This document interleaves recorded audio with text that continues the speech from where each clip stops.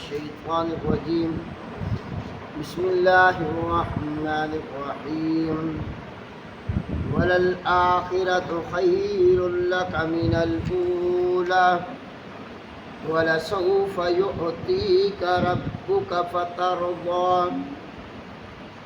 ترجمہ جی.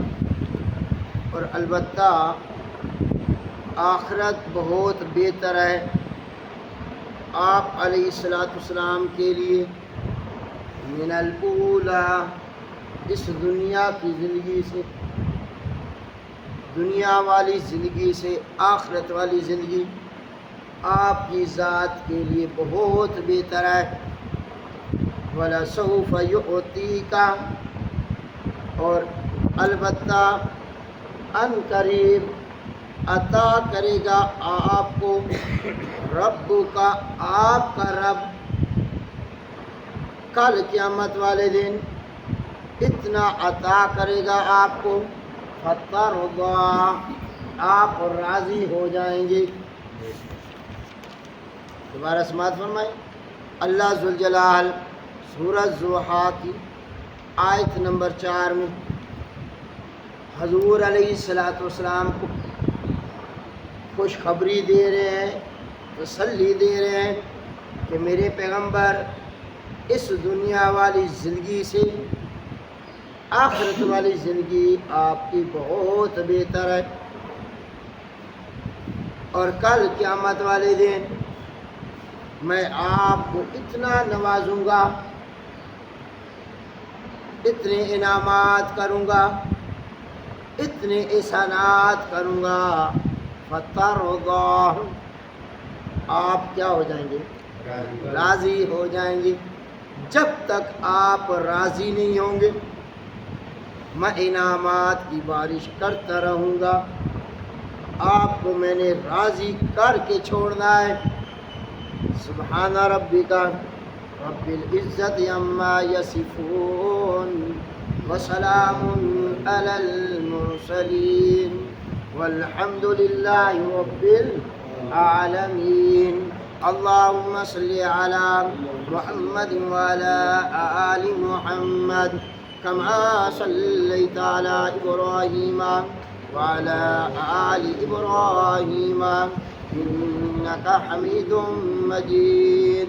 اللہم بارک علی محمد وعلی آل محمد کما بارکت علی ابراہیم وعلی آل ابراہیم انک حمید مجید. انتہائی واجب الاحترام معزز سامعین گرامی قدر، کل بھی انہی آیات کا ترجمہ کیا تھا، لیکن اس وقت ان آیات کا مطلب جو ذکر کیا تھا اس سے مراد دنیا والی زندگی،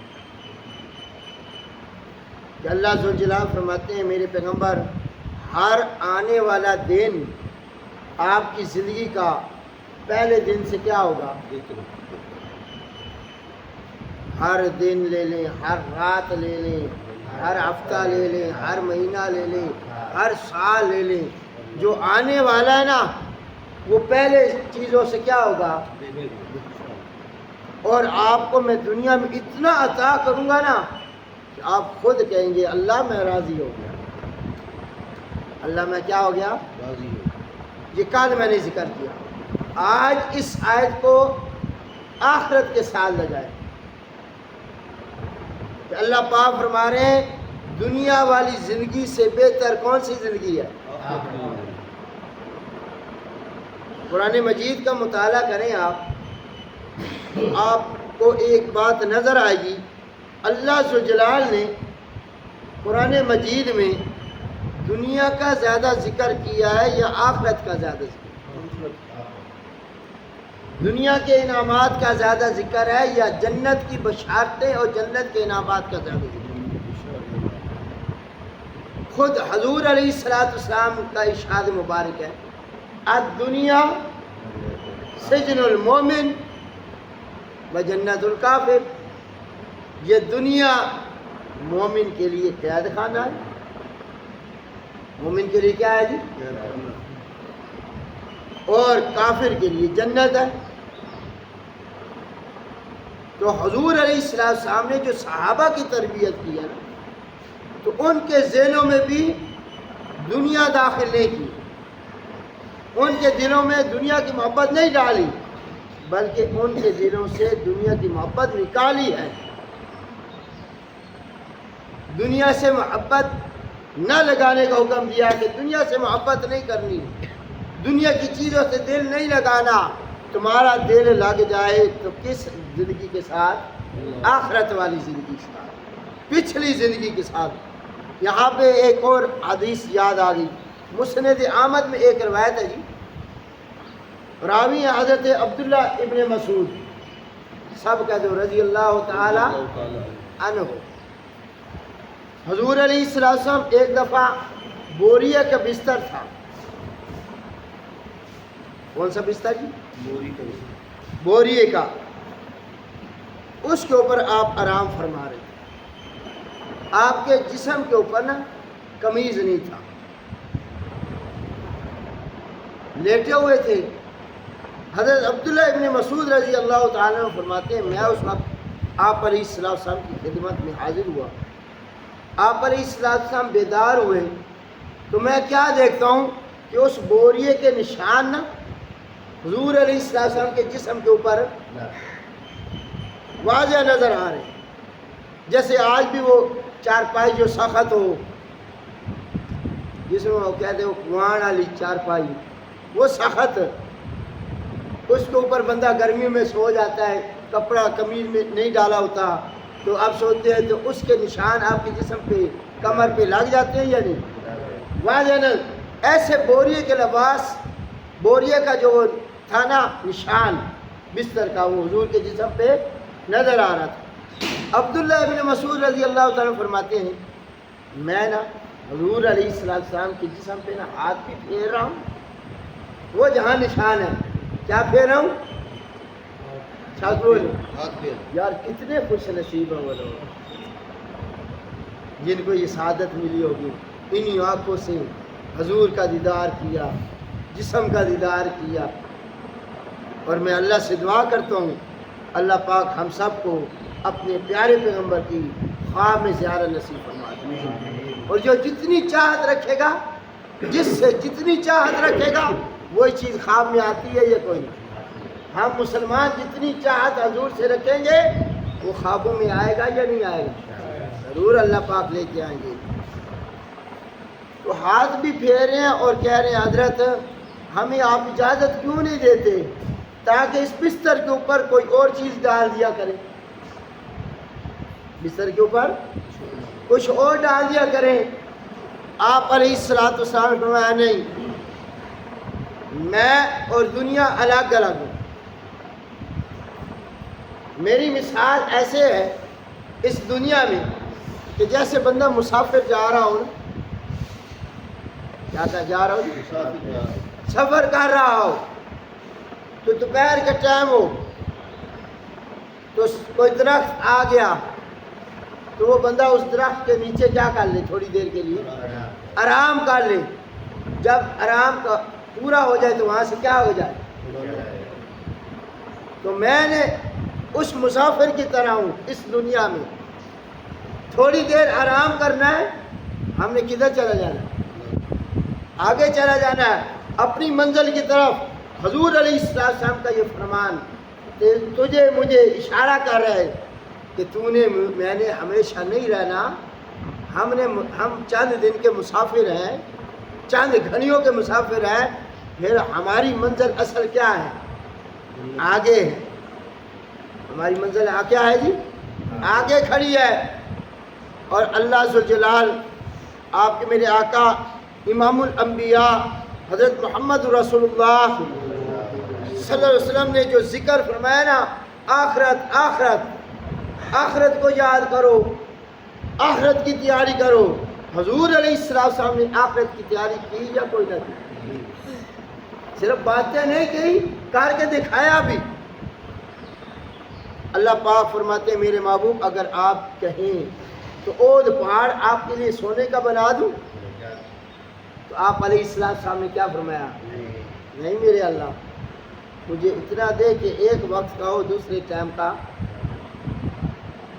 غزوہ خندق کھود رہے تھے صحابہ، بھوک کا عالم تھا، اتنی بھوک لگی کہ انہوں نے پیٹ پہ کیا باندھ لیے؟ صحابہ نے کیا باندھے ہوئے تھے؟ پتھر باندھے ہوئے۔ ایک صحابی آ گئے، انہوں نے کہا حضرت بھوک بڑی لگی ہوئی ہے، بھوک یہ دیکھیں ہم نے پتھر باندھا ہوا ہے۔ آپ علیہ السلام نے جب اپنا کرتا مبارک اوپر کیا نا تو آپ نے کتنے پتھر باندھے ہوئے تھے؟ خدا کی قسم ہے لیڈر ایسے ہوتے ہیں، لیڈر ایسے ہوتے ہیں، یہ نہیں کہ عوام بھوکی اور اپنے خزانے بھرے ہوں، عوام بھوک کی وجہ سے خودکشیاں کر رہی ہو اور جو حکمران وہ عیاشیاں کر رہے ہوں، پھر ترقیاں نہیں ملتی۔ صحابی نے کتنے پتھر باندھے ہوئے جی؟ شاباش، میری بات کی طرف ذرا غور کرنا، کتنے جی؟ ایک۔ اور آپ کے میرے آقا نے 2 پتھر۔ اس موقع پہ میرے آپ کے آقا نے صحابہ کے متعلق جو اشعار کہے، جو باتیں کی، وہ کیا تھی؟ اللہم لا عیشا الا عیش الآخرہ۔ صحابہ سن لو، اصل عیش یہ دنیا والی زندگی کی عیش نہیں ہے۔ اصل عیش کون سی ہے جی؟ آخرت والی عیش ہے۔ اللہم لا عیشا، لا عیشا یہ دنیا والی عیش و عشرت یہ مقصد نہیں ہے، یہ عیش و عشرت نہیں چاہیے۔ لا عیشا الا عیش الآخرہ۔ اصل عیش کون سی ہے؟ اصل آرام کون سا ہے؟ آخرت والا ہے۔ تو آپ کے میرے آقا نے فرمایا صحابہ دنیا میں تو تکلیفیں برداشت کر لو، لیکن یہ راحت اور سکون تمہیں کہاں ملے گا؟ فاغفر للمہاجرین والانصار۔ آپ کے میرے آقا نے ان صحابہ کے لیے دعا کر دی کہ اللہ مہاجر اور انصار صحابہ کی تو بخشش فرما دے۔ کیا کر دے جی؟ بخشش فرما دے۔ تو حضور علیہ السلام نے صحابہ کے جو ذہن بنائے، ان کے ذہنوں میں جو بات ڈالی وہ دنیا سے جی لگانے والی نہیں تھی، بلکہ ان کے ذہنوں میں آخرت کا ڈر بٹھایا۔ احادیث اٹھا لے، قرآن مجید پڑھیں، احادیث پڑھیں تو آپ کو ایک بات نظر آئے گی احادیث میں کہ حضور علیہ السلام نے بھی آخرت کا ذکر زیادہ کیا ہے، صحابہ کو خوشخبریاں دی ہیں، یہ دے دے بیٹا ادھر دیکھ، آخرت کا ذکر۔ آپ مدینہ تشریف لے گئے، واقعہ سنا ہوگا آپ نے مشہور، ایک ہی کنواں تھا میٹھے پانی کا، اور اس کا مالک کون تھا؟ یہودی تھا۔ مسلمانوں کو وہ اول تو پانی دیتا نہیں تھا، اگر دیتا بھی تھا تو مہنگے تھا۔ حضور علیہ السلام نے فرمایا جو بندہ وہ کنواں خرید کے اسلام کے لیے وقف کر دے، میں محمد ضمانت دیتا ہوں، میں محمد ضامن بنتا ہوں کہ اللہ اسے جنت دے۔ دنیا کی ترغیب نہیں دی، کون سی ترغیب دی؟ شاباش بول دے یار، آخرت کی۔ اور پھر وہ کنواں خرید کے کس نے دیا؟ حضرت عثمان غنی رضی اللہ تعالیٰ عنہ۔ مسجد کی توسیع کی باری آئی، مسجد نبی کی توسیع کی کیا آئی؟ باری آئی، تو آپ نے فرمایا جو بندہ مسجد کے لیے جگہ خرید کے وقف کر دے، میں محمد اس کو جنت کی ضمانت دیتا ہوں۔ تو وہ جگہ بھی خرید کے کس نے دی؟ تو آپ نے دنیا کی بشارت دی یا آخرت کی؟ اسی طرح حدیث یاد آ گئی، من بنا للہ مسجدن بن اللہ لہو بیتن فی الجنہ. آپ کے میرے آقا نے فرمایا جو دنیا میں جو انسان جو مسلمان ایمان چھاڑتا ہے پہلے نیک عمل کی قبولیت کے لیے کیا چھاڑتا ہے؟ ایمان چھاڑتا ہے. جس ایمان والے بندے نے دنیا میں کس کا گھر بنایا؟ شاباش. کس کا گھر بنا دیا؟ اللہ کا. آپ کے میرے آقا فرماتے ہیں اس بندے کے لیے اللہ پاک جنت میں کیا بنائیں گے؟ یہ دنیا کی ترغیب تھی یا آخرت کی ترغیب تھی؟ یہ بشارت دنیا کی تھی یا آخرت کی؟ پھر ہمارے ذہنوں میں آئے گی بات ہر بندہ ہر مسلمان اللہ کا گھر کیسے بنا سکتا ہے؟ غریب بندہ کیسے بنا سکتا ہے؟ یہاں تو جگہ بھی بڑی قیمتی ہے مہنگی ہے پھر اوپر بلڈنگ کھڑی کرنی پڑے گی. ابو داؤد شریف کے اندر حدیث مبارکہ ہے آپ کے میرے آقا نے فرمایا کہ جو بندہ پرندے کے گھونسلے کے برابر بھی کس کے برابر جی؟ پرندے کے گھونسلے کے برابر بھی اللہ کا گھر بنا دے گا اللہ پاک اس کے لیے بھی جنت کا میں کیا بنا دے گا؟ محل بنا دے گا.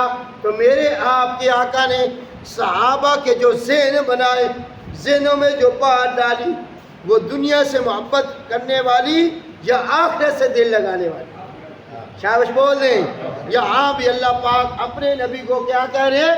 وَلَلْآخِرَةُ خَيْرٌ لَكَ مِنَ الْأُولَىٰ. میرے پیغمبر آخرت والی زندگی آخرت والی زندگی دنیا والی زندگی سے کیا ہے جی؟ بہتر ہے. اور میرے آپ کی آقا نے بھی دنیا کی زندگی کو پسند کیا یا آخرت کی زندگی؟ وہ میں نے پہلے بھی خطبہ حضور علیہ السلام کا آپ کو سنایا کہ آپ نے فرمایا ان اللہ خیر عبدی بین الدنیا والآخرہ. اللہ نے ایک بندے کو اختیار دیا ہے کہ دنیا میں رہنا چاہتا ہے یا آخرت کو پسند کرنا چاہتا ہے. تو اس بندے نے کس کو پسند کیا؟ شاباش. کس کو؟ آخرت کو. آخرت کو پسند کیا. اور کل قیامت کا دن ہوگا اللہ پاک فرماتے ہیں میرے محبوب میں آپ کو اتنا عطا کروں گا. کیا کروں گا جی؟ وَلَسَوْفَ يُؤْتِيكَ رَبُّكَ فَتَرْضَىٰ. میں آپ کو اتنا نوازوں گا اتنے انعامات کی بارش کروں گا کہ آپ کو کیا کر دوں گا؟ آپ کے میرے آقا نے فرمایا میں اس وقت تک راضی نہیں ہوں گا جب تک میرا ایک امتی بھی جہنم میں رہے گا. یار سبحان اللہ تو کہہ دے ہو. میرا نبی اپنی فکر نہیں کر رہا. میرے نبی دنیا چ بھی فکر کی تھی. شاہ بولتے آنا ہے آپ. میرا نبی جب دنیا سے جا رہا تھا تو اس وقت بھی فکر کس کی تھی؟ یہی فرمایا نا کہ اے میری امت کے لوگوں دو چیزیں نہ چھوڑنا. دو چیزیں نہ چھوڑنا. شاباش بولو. دو چیزیں اس وقت بھی فکر ہے تو کس کی؟ امت کی. کیا الصلاۃ وما ملکت ایمانکم. نماز نہ چھوڑنا اور اپنے ماتحت لوگوں کے ساتھ حسن سلوک کرنا. اور آپ نے فرمایا اے میری امت کے لوگوں دو چیزوں کی ضمانت مجھ محمد کو دے دو. جنت کی ضمانت مجھ محمد سے لے لو. اور ایک پہلی چیز آپ نے فرمایا جو جبڑوں کے درمیان ہے. دوسری چیز فرمایا جو رانوں کے درمیان ہے ان چیزوں کو غلط استعمال تم نہ کرو. جنت کی ضمانت مجھ محمد سے لے لو. یہ تو دنیا کا معاملہ ہے اور سونا سکتے ہو تو سنو کل قیامت کا دن ہوگا. کل قیامت کا دن ہوگا. اس وقت تمام انسان موجود ہوں گے. کون ہوں گے جی؟ یہاں پہ اس سے پہلے ایک حدیث یاد آ رہی ہے. عرب بن شریح کہتے ہیں میں ملا حضرت ابو جعفر محمد بن علی المعروف زین العابدین سب کہہ دو رضی اللہ تعالی عنہ. یہ بڑی پیاری حدیث ہے جی سنانے لگا ہوں آپ کو. ان کے پاس میں گیا عراق میں تو وہ فرماتے ہیں اوے عراق والو تمہارے ذہنوں میں سب سے زیادہ امید دلانے والی آیت جو ہے وہ کون سی ہے؟ وہ کون سی ہے؟ یا عبادی الذین اسرفوا علی انفسہم لا تقنطوا من رحمت اللہ، کہ اے لوگوں جو زیادتیاں اور نقصان اور گناہ کر بیٹھو اپنی جان پر، تو لیکن اللہ کی رحمت سے کبھی نا امید نہ ہونا۔ یہ سب سے زیادہ تمہارے ذہنوں میں یہ عراق والے لوگوں کہ یہ سب سے زیادہ انسان کو امید دلانے والی ہے، لیکن ہمارے اہل بیت، ہم اہل بیت کے ہاں اگر سب سے زیادہ انسان کو امید دلانے والی کوئی آیت ہے تو وَلَسَوْفَ يُؤْتِيكَ رَبُّكَ فَتَرْضَىٰ ہے، کہ اللہ پاک اپنے نبی کو کہہ رہے ہیں میرے محبوب میں آپ کو اتنا عطا کروں گا، اتنا عطا کروں گا کل قیامت والے دن کہ آپ کیا ہو جائیں گے؟ راضی ہو جائیں گے۔ آپ کیا ہو جائیں گے؟ اور آپ فرماتے ہیں میں اس وقت تک راضی نہیں ہوں گا جب تک میرا ایک امتی بھی کدھر ہے؟ جہنم میں ہے۔ اللہ نے دنیا میں پیشکش کر دی میرے پیغمبر، اگر آپ کہیں، اگر آپ وہ دعا مانگ لیں جو آپ کو میں نے اختیار دیا ہوا ہے، آپ کی آدھی امت بغیر حساب کتاب کے جنت میں داخل کر دوں۔ آئے ہائے، پیشکش کون کر رہا ہے؟ کس کو کی جا رہی ہے؟ حضور کی ذات میں صلی اللہ علیہ وسلم کو۔ اگر آپ کہیں تو آپ کی آدھی امت سمجھو کتنی ہے؟ کل قیامت والے دن 120 صفحے کول ہونی ہے۔ حضرت آدم علیہ السلام کی امت سے لے کر اس امت تک کل صفحے کتنی ہے جی؟ 120، جس میں صرف 80 صفحے امت محمدیہ کی ہوگی۔ کتنی صفحے جی؟ 80 صفحے کس کی ہوں گی؟ امت محمدیہ کی۔ باقی 40 صفحہ تمام امتیں، تو 80 چوں عد کر دو۔ اللہ پاک فرمائے او 40 صفحہ ادھی امت بغیر حساب کتاب دے میں جنت داخل کر دے وہاں جی اگر تسی آکھو، اگر تسی راضی ہو ونجو تا۔ آپ علیہ السلام نے عرض کی نہ میرے اللہ اے دعا میں سنبھالی ہوئی ہے، اے کب مانگوں گا؟ آخرت میں مانگوں گا۔ کب؟ محشر والے دن۔ سن سکتے ہو تو سنو۔ آپ کے میرے آقا فرماتے ہیں جب آدم علیہ السلام سے لے کر مجھ تک اور تمام امت کے لوگ سارے پریشان کھڑے ہوں گے، سارے کیا کھڑے ہوں گے جی؟ پریشان کھڑے ہوں گے۔ اللہ پاک کرسی عدالت پہ آئیں گے، جلال ہوگا، روب ہوگا۔ اس وقت کسی بندے کے پاس، کسی بندے کو اختیار نہیں ہوگا، نہ جرات ہوگی، نہ پاور ہوگی، نہ طاقت ہوگی کہ اللہ کو یہ کہہ سکے اللہ پاک کے شروع کر، صحابہ کتاب شروع کر۔ ساری امتیں چل کے حضرت آدم کے دروازے پہ،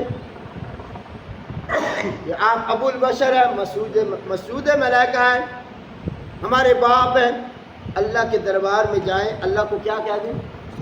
حساب و کتاب شروع کر دیں۔ یہ حدیث شفاعت آپ کو حدیث کی کتابوں میں ملے گی۔ تو آدم علیہ السلام کیا کہیں گے؟ لست لہا، یہ کام میں کر سکتا، یہ کام میرے مناسب۔ اے تو نوحا، اسی طرح ہر پیغمبر کے پاس جائے گی امتیں، ہر پیغمبر دوسرے پیغمبر کی طرف بھیجے گا۔ کرتے کرتے آخر میں ساری امتیں آئیں گی آمنہ کے لال کے پاس، عبداللہ کے در یتیم حضرت محمد رسول اللہ صلی اللہ علیہ وآلہ وسلم کے پاس۔ آپ فرمائیں گے انا لہا، یہ کام میرا ہے۔ پھر آپ کے میرے آقا فرماتے ہیں میں مقام محمود پہ آ جاؤں گا۔ کس مقام پہ جی؟ مقام محمود۔ وہاں میں سر سجدے میں رکھ لوں گا 7 دن اور 8 راتیں۔ اتنا لمبا سجدہ! یار مسلمانوں، اے امت محمدیہ کرانے والوں، اور میرے نبی کی امت کرانے والوں، کل قیامت والے دن میرا نبی سر سجدے میں رکھ کے आंसू बहा रहा है, रो रहा है, तो किसके लिए? और किसके लिए? इन इंसानों के लिए, तमाम उम्मतों के लिए। 7 दिनों के बाद अल्लाह ज़ुल जलाल फरमाएंगे इरफा रासका या मोहम्मद, इरफा रासका या मोहम्मद, अपना सर मुबारक सजदे से उठाए, मा युबकी का या मोहम्मद, क्यों रोता है मेरा सोना पैगंबर?